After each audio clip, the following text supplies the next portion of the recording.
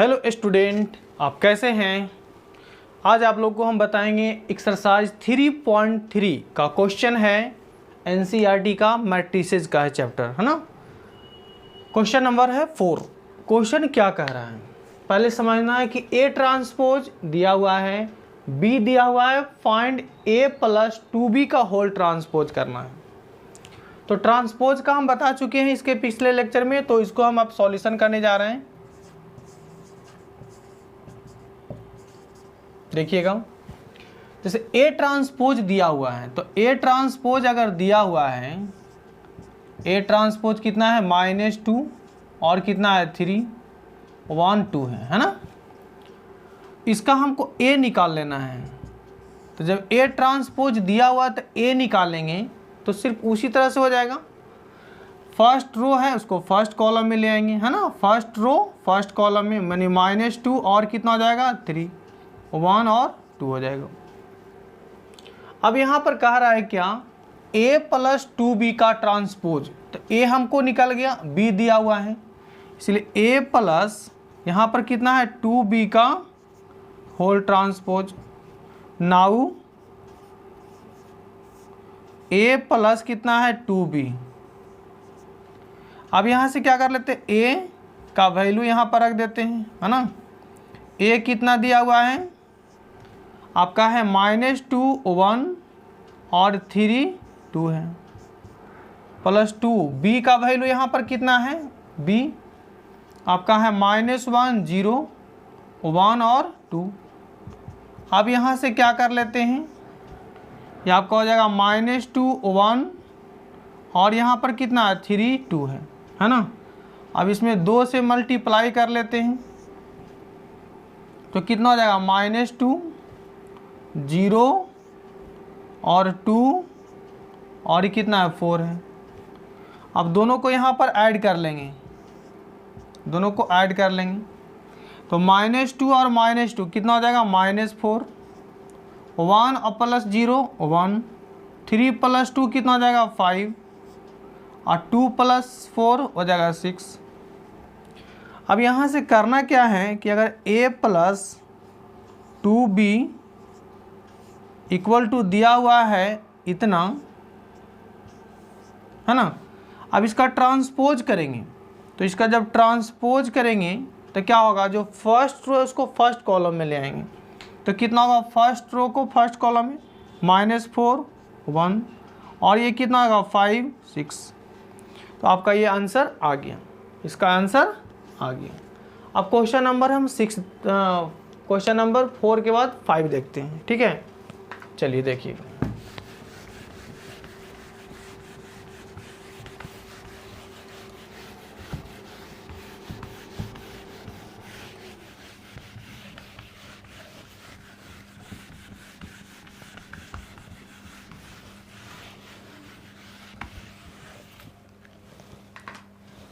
Question number 5 देखिए क्या कह रहा है। 5 क्या है, सो देखिए क्वेश्चन नंबर 5 है, for the matrix A and B. यहाँ कह रहा है क्या, for the matrices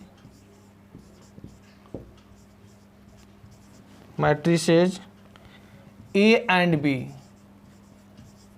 A and B है ना। यहाँ पर क्या कह रहा है, वेरीफाई डेट ए बी का whole transpose equal to B का ट्रांसपोज और ए का ट्रांसपोज। यहाँ पर 2 क्वेश्चन दिया हुआ है। पहला क्वेश्चन क्या है, ए दिया हुआ है आपका है 1 -4 और 3 है। यहाँ पर b दिया हुआ है, b दिया हुआ है -1 2 और 1 है ना।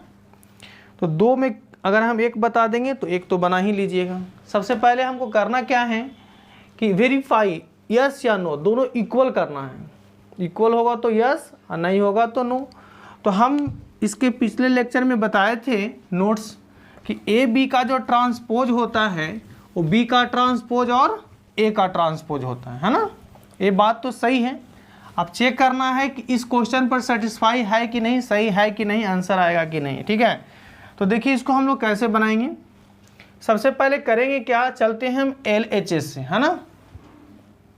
LHS यानी ए बी का यहाँ पर देख लेते हैं ट्रांसपोज।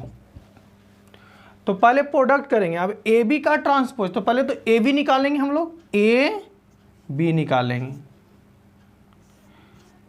ए कितना दिया हुआ है, ए आपका है 1 - 4 और आपका है 3।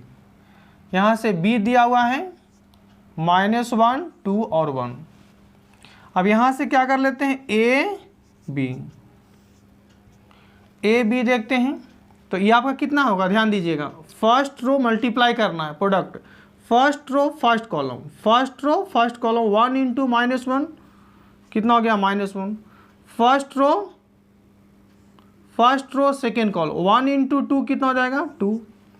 First row third column 1 × 1 1। अब देखते हैं second row first column, second row first column कितना हो जाएगा 4 और सेकेंड रो सेकेंड कॉलम कितना हो जाएगा -8।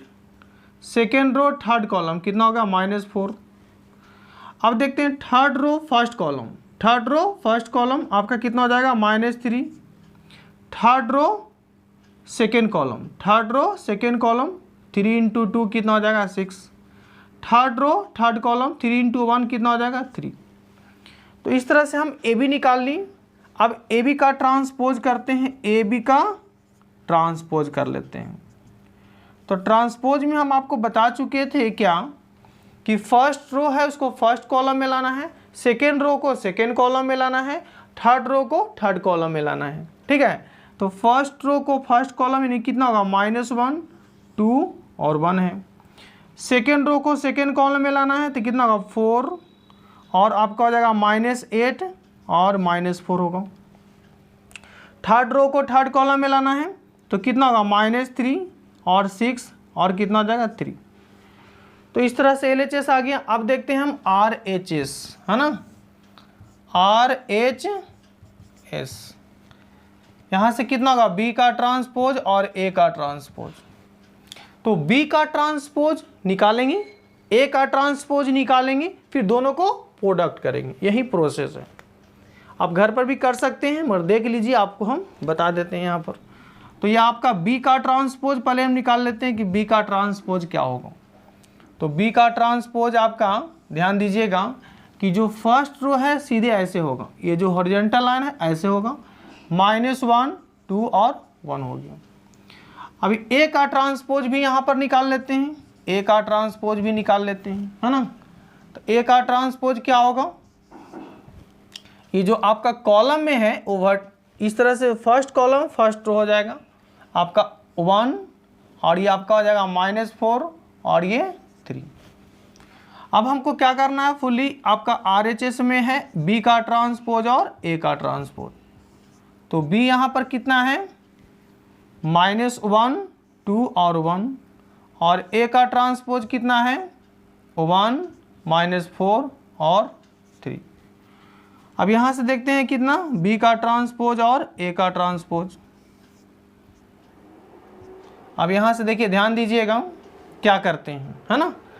तो अब इसके बाद हमको प्रोडक्ट करना है ना। तो फर्स्ट रो फर्स्ट कॉलम, ध्यान से फर्स्ट रो फर्स्ट कॉलम -1 × 1 कितना हो जाएगा -1। फर्स्ट रो सेकेंड कॉलम -1 × -4 कितना हो जाएगा 4 और ये फर्स्ट रो थर्ड कॉलम ये कितना हो जाएगा -3। अब देखते हैं सेकेंड रो फर्स्ट कॉलम 2 × 1 कितना हो जाएगा 2।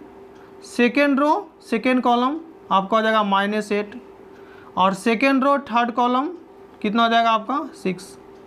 फिर देखते हैं थर्ड रो फर्स्ट कॉलम यानी 1, third row second column, third row second column आपका हो जाएगा -4, है ना, थर्ड रो सेकेंड कॉलम। अब देखते हैं थर्ड रो थर्ड कॉलम कितना हो जाएगा आपका 3।